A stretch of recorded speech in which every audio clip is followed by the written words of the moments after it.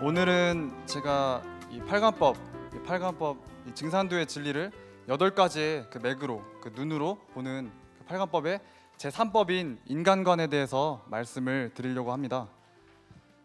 제가 이 팔관법 중에서도 인간관을 준비한 이유가 있습니다. 제가 좀 어렸을 때 당시에 이제 뉴스 매체나 또 인터넷 매체를 통해서 이렇게 세상에서 일어나는 소식들을 보면은 그 전쟁과 또 그런 아프리카의 그 물도 없는 그런 기아들, 또 뭐 자연 재해를 통해서 한순간에 그렇게 생명을 잃어가는 그런 모습들을 굉장히 많이 봤습니다. 이제 그런 것들이 이제 저의 사춘기 시절하고 같이 맞물려서 그런 거를 보다 보니까 도대체 인간은 무엇을 위해서 살아가야 되는가? 인간이 사는 목적이 무엇인가? 그것이 너무 궁금했습니다.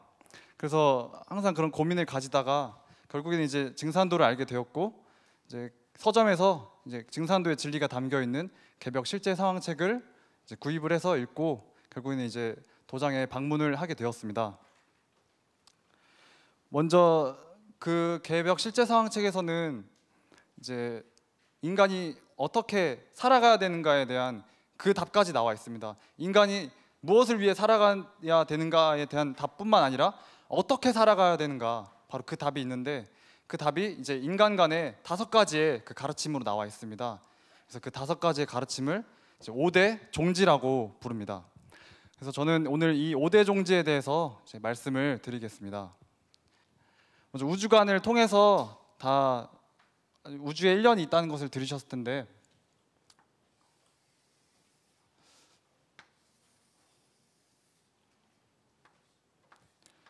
우주에도 지구에도 1년이 있듯이 우주에도 1년이 있습니다. 그리고 지구에도 역시 그 4계절이 있듯이 우주에도 바로 이 봄, 여름, 가을, 겨울이라는 이 4계절의 법칙으로서 순환무궁하게 흘러갑니다. 이제 봄, 여름은 바로 먼저 선자를 써서 선천이라고 부르고, 이 시간이라는 것은 그냥 흐르는 것이 아니라 바로 이법이 있습니다. 그래서 선천은 상극의 이치로 흘러가게 됩니다. 그래서 상극이라는 것은 서로 대립한다, 서로 극한다, 서로 이기려 든다라는 것이 바로 상극이고, 이 선천 상극에서는 바로 이 원한이라는 문제가 생기게 됩니다. 이 원한은 조금 이따가 다시 설명드릴 그 해원에 대한 문제에 대해서 다시 말씀을 드리고, 이 봄, 여름의 세상을 넘어서 이 가을, 겨울의 세상은 바로 후천이라고 부릅니다. 그리고 이때는 바로 상생의 이법으로, 상생의 문화로 흘러가게 됩니다. 그래서 후천개벽이라는 것은 무엇이냐? 바로 이 봄, 여름의 이 선천 상극의 그 분열하고 발전하는 그 세상에서 바로 가을, 겨울의 후천 상생으로 넘어가는 바로 그때를 후천 개벽이라고 부르는 것입니다.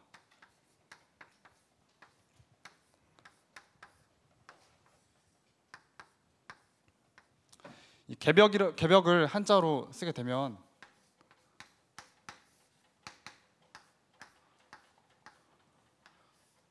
열 개자에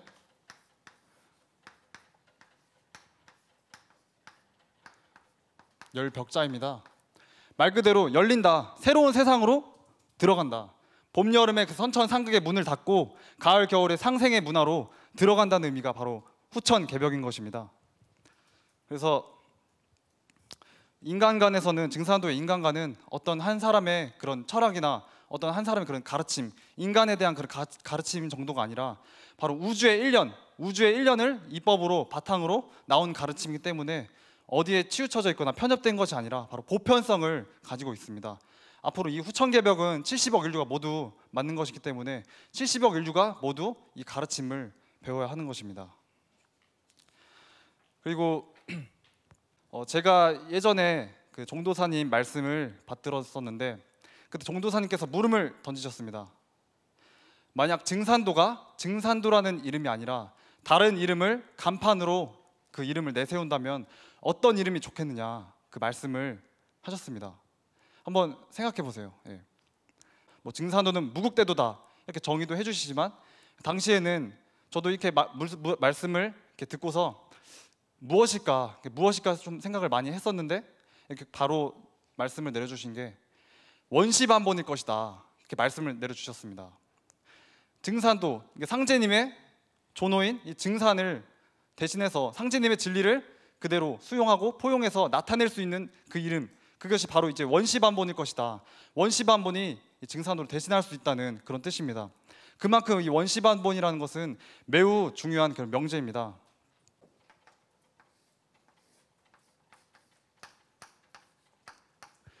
원은 근원 원자입니다. 근원을 살핀다라는 뜻이고, 시는 처음 시자, 나의 그 변화에 지금 우리 인간이 살고 있는 지금 이 변화, 지금 변화가 일어나고 있는 그 처음을 뜻하는 것이 바로 처음 시이고,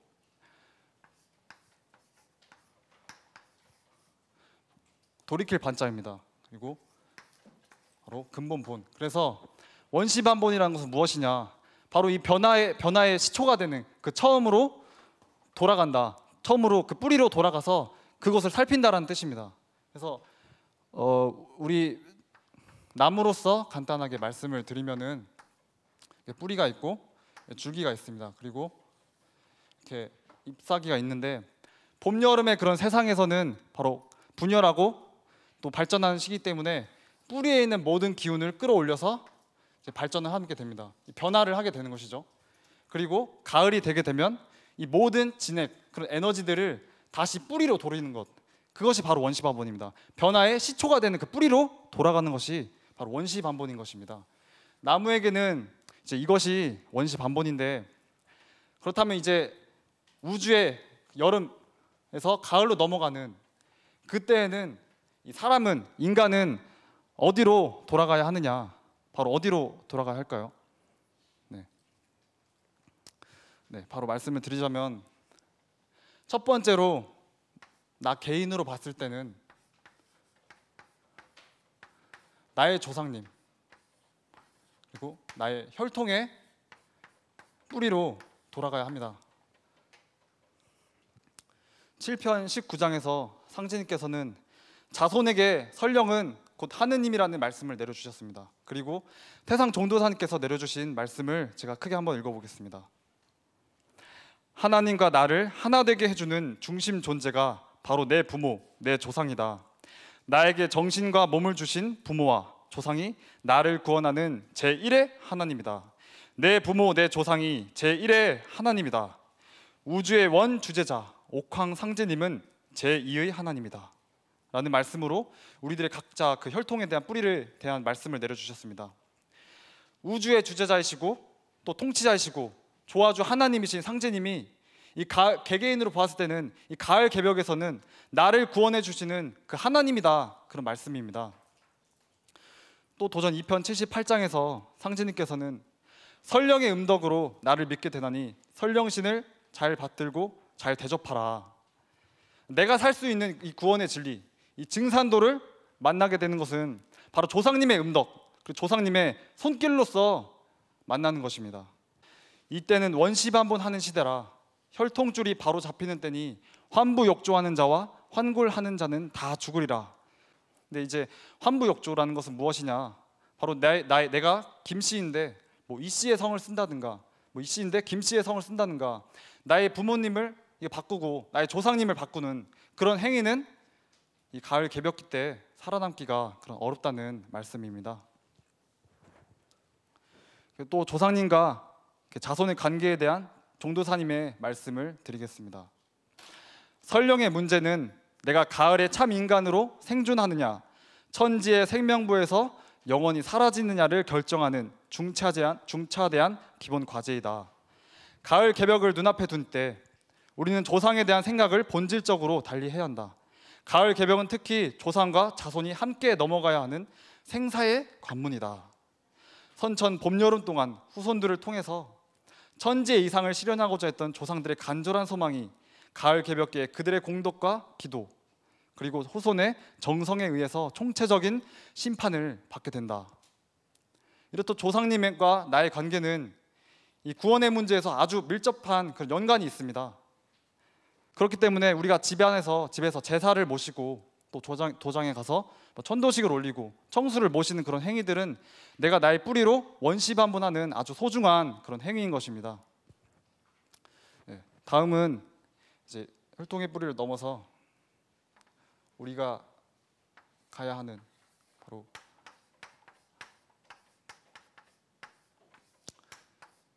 민족의 뿌리로 돌아가야 합니다. 상제님께서는 5편 347장에서 조선국 상계신, 중계신, 하계신이 무이문탁하니 불갑을 문자 개어인이니라. 상계신 환인, 중계신 환웅, 하계신 단군이 몸부쳐 의탁할 곳이 없나니 환부역주하지 말고 잘 받들 것을 글로써 경계하지 않을 수 없노라라는 그런 말씀을 내려주셨습니다.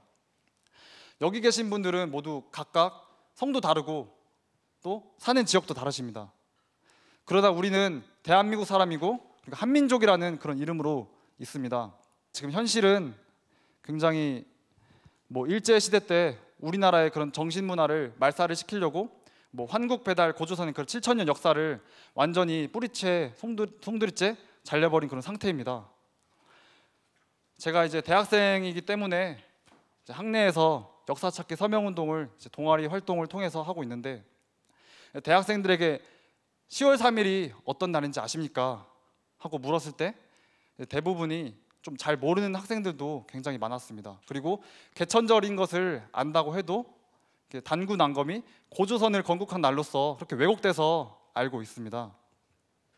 그래서 배달의 민족을 아십니까? 물어보면 여기 배달하는 동아리냐고 그렇게 가볍게 물어보는 친구들도 있고, 들어는 봤는데 거의다가 CF 아니면은 배달 음식 배달하는 그런 어플을 통해서 그 배달의 민족을 들어본 것뿐입니다. 그래서 단군상의 그런 목을 잘라버리고 타민족의 민족신을 하나님으로 믿고 모시고 뿌리를 부정하는 것은 아까 혈통에서 말씀드린 것과 같이 환부역조하는 죄에 해당하게 됩니다. 종도사님께서는 우리가 어떻게 이런 모습으로 유대인들이 우리의 조상이 되겠느냐 그런 말씀도 자주 하셨었는데, 우리는 우리의 민족신인 이 환인과 환웅, 단군이 계십니다. 우리는 우리의 역사를 찾아야 합니다. 종도사님께서 무수하게 정력을 들이셔서 환단고기를 출간하신 것도, 그리고 국내를 다니시면서 환단고기 북콘서트를 여시는 것도 얼빠진 우리 민족과 전 세계인들의 그런 민족의 뿌리를 찾아서 우리들이 환부역조의 죄를 짓지 않도록 하시기 위함인 것입니다. 다음은 이 민족의 뿌리를 넘어서 이 지구촌 전 세계 70억 인류, 그런 인류 문명의 뿌리를 찾아야 합니다. 역사라는 것은 그냥 단순히 과거에 있었던 일을 찾고 과거에 있었던 그런 기록을 보는 것이 아니라 역사가 그렇게 진행되게 하는 그런 힘, 역사가 흐르게 하는 그 원동력을 봐야 합니다. 그게 바로 민족의 그 고유한 정신이고 그런 사상입니다. 우리의 그런 민족의 인류 문명의 그 뿌리 되는 그 사상이 무엇일까요? 인류 시연의 원형 문화인 바로 신교입니다. 도전 1편 6장에서 본래 유불선 기독교는 모두 신교에 연원을 두고 각기 지역과 문명에 따라 그 갈래가 나뉘었나니라는 말씀이 나오죠. 현재 그런 유불선 기독교는 줄기 문화이고 이 문화들의 뿌리는 바로 신교라는 것입니다. 신교는 신의 가르침입니다. 신의 가르침으로 세상을 다 다스린다라는 뜻이 있습니다. 그리고 이 신교를 이해하는 바로 핵심이 있습니다. 신교의 핵심은 바로 신입니다. 신은 하나님입니다. 바로 우리의 본래 말로 상제님인데, 이 상제님을 바르게 알고 바르게 찾고 바르게 모시는 것, 그것이 가장 중요한 것입니다. 그래서 본래 상고 시대에는 그런 제사장과 통치자가 하나였었죠. 그래서 인류 문명의 그런 뿌리에 대한 원시 반보는 진리의 근원이신 우리 인류 문명의 그런 뿌리인 이 신교, 그 신교의 핵심인 바로 이 상제님을 바르게 알고 바르게 찾고 바르게 모시는 것이 이 인류 문명에 대한 그 뿌리입니다. 뿌리를 찾는 것입니다. 보은 상생,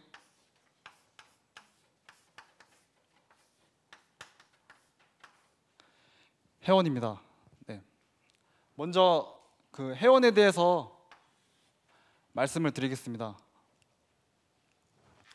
그 회원은 지난 선천 그런 상극의 역사 속에서 쌓여온 그런 원한을 끓는다, 푸른다라는 것입니다. 그래서 상제님께서는 인간 세상에서 하고 싶은 일을 하지 못하면 분통이 터져서 큰 병을 이루나니라는 그런 말씀을 해주셨습니다. 사람은 자기가 그 하고자 하는 일이 악하든지 또 선하든지 간에 자기가 하고자 하는 일이 좌절되게 되면 그것이 이제 응어리가 되게 되고 그것이 더 뭉쳐서 분통이 터지고 원한을 품게 됩니다. 그래서 상제님께서는 이 선천 상극의 말에서는 바로 인간이 큰 병이 들었다는 그 말씀을 해주셨습니다. 그 근본 원인이 바로 원한인 것입니다. 원한임을 밝혀주셨습니다. 그래서 상극의 원한이 폭발하면 우주가 무너져 내린다는 그 상징이 말씀이 있습니다. 우리는 앞으로 들어가는 그 가을 개벽에 가을의 그 문명이 상생으로 들어가기 위해서는 제 1차적으로 이 원한을 푸르는 그 회원이 돼야 됩니다. 그래서 원을 끌어내지 않으면 원시반본이 될 수가 없습니다. 세상에서는 이제 상생에 대해서 굉장히 말을 많이 쓰고 있죠. 그 뭐 정치에서도 정치 앞에 상생을 붙여서 상생이 정치다 그렇게도 말을 쓰고, 뭐 사업가들은 상생 경영이다라는 말도 쓰고, 또 뭐 상생이라는 그런 제목의 그런 노래들도 굉장히 많습니다. 근데 바로 이 상생의 그 시원처, 바로 상생이라는 단어가 나온 곳은 태상 종도사님께서 이 상생이라는 말은 바로 이 증산도에서 처음 나온 곳이다 라고 말씀을 해주셨습니다.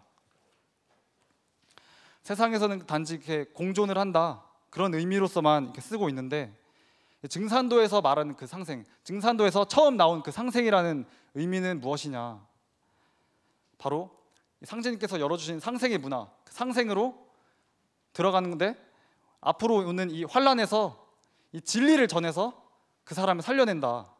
단순히 잘 살고 그런 것이 아니라 그 사람에게 상제님의 이 구원의 대도를 전해서 그 사람을 진리의 인간으로 깨어나게 해서 그 사람을 살려낸다라는 것이 바로 상생의 진정한 의미인 것입니다. 8편 117장에서 상제님께서는 너희들은 손에 살릴 생자를 쥐고 다니니 득이지추가 아니냐라는 말씀을 해주셨습니다. 다음은 이 상생을 실천을 해서 보온의 문화, 가을의 문화는 이제 보온의 문화죠. 보온은 말 그대로 내가 받은 그 은혜를 다시 돌린다, 베풀어 준다라는 것이 보온이라는 뜻입니다. 은혜에 보답한다는 뜻. 그래서 상제님께서는 반반 지은도 필보하라, 필보라는 그 말씀을 해주셨습니다. 한 그릇만 먹어도 잊지 말고 반 그릇만 먹어도 잊지 말라, 그 보온에 대한 강조를 해주셨습니다. 세상에서 이제 살아가다 보면 곰곰이 생각해 보면은 이런저런 이렇게 같이 살아가는 사람들끼리 서로 은혜를 베풀어주고 산다는 것을 느낄 수가 있습니다. 그래서 보온이라는 것은 평소에는 그런 사람들에게 은혜를 갚는 것도 되지만, 이제 증산도에서 말하는 진정한 보온은 무엇이냐, 바로 나를 이 가을 개벽기에 구원의 진리로 인도해 주신 나의 조상님과 그리고 진리의 뿌리이신 천지일화 자체 하나님께 내가 보온을 하는 것이 진정한 그 보온의 의미인 것입니다. 그래서 상제님께서 보온이라는 것은, 보온을 이룬다는 것은 바로 도통,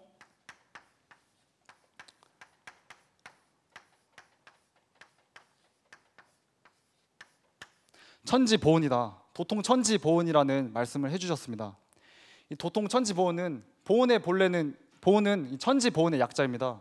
도통이라는 것은 진리를 그런 깨달은 인간, 그리고 천지보온은 내가 하늘과 땅에 한마음이 되어서 그렇게 깨어난 그런 사람이 되는 것이다. 그래서 이 천지보온, 이 보온이라는 것은, 내가 보온을 해 나아가는 것은 평소에 내가 상제님의 진리를 계속 참여를 하고 상제님 진리를 공부를 하고 내가 상제님의 그런 일꾼으로 되어가는 것이, 그런 생활 신앙이 바로 이 도통천지보온의 의미입니다. 그래서 이 도통천지보온을 이룬 사람을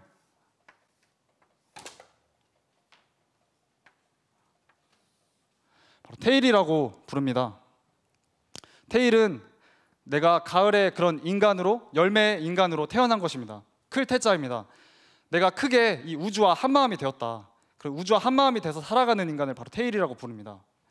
열매 인간이죠. 우리가 바로 가야 하는 그런 목적이고, 바로 이 테일이 되게 해주는 증산도 제1의 주문이 있습니다. 바로 태울주죠.